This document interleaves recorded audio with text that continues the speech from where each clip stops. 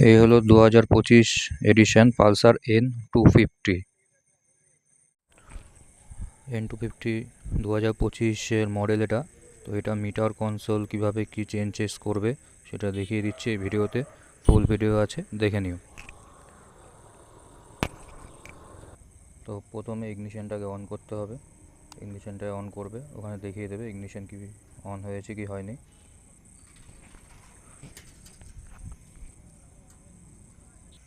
তো ignition on করার পরে এটা আসবে মোডের বোতাম আছে এটা।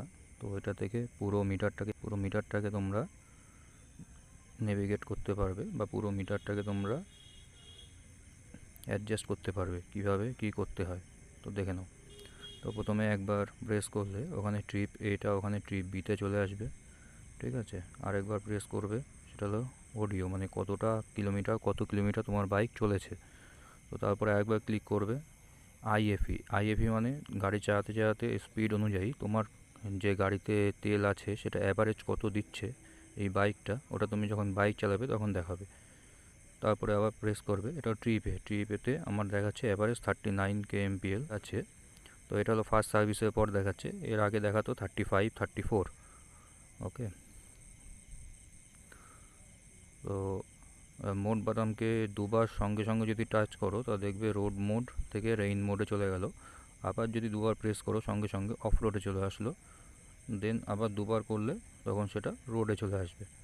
তো এটা আর কিছুই না, এটা হলো এবিএসটাকে অ্যাডজাস্ট করে দেয় যে রোড মোড না রেইন মোড না অফ রোড মোডে চলছে।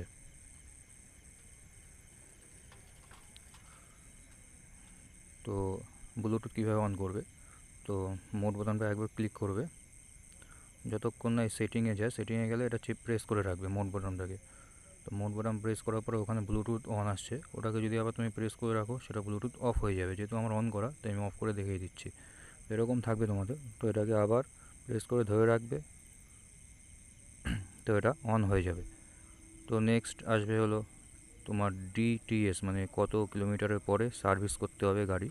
তো আমার ফার্স্ট সার্ভিস হয়ে গেছে, তো এখন দেখাচ্ছে 3926 কিলোমিটার পরে আবার আমার গাড়ির সেকেন্ড সার্ভিস করতে হবে। আরেকবার প্রেস করবে সেট ক্লকে যদি তুমি প্রেস করে ধরে রাখো তাহলে তোমার ক্লকের ওই বোতামগুলো চলে আসবে, ঠিক আছে। আর কিছুই না, এগুলোকে প্রেস করে ধরে রাখলে এক্সিটের ওখানে চলে যাবে। দেখে নাও এই টাইম অ্যাডজাস্ট কীভাবে কী করতে হয়।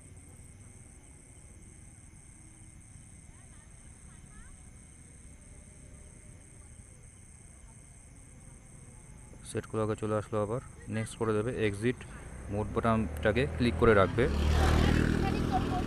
চলে আসলো, ওখান থেকে বেরিয়ে গেল, ঠিক আছে। ক্লিক করলেই তুমি বুঝতে পারবে যে আবার তোমার অডিওতে চলে এসছে।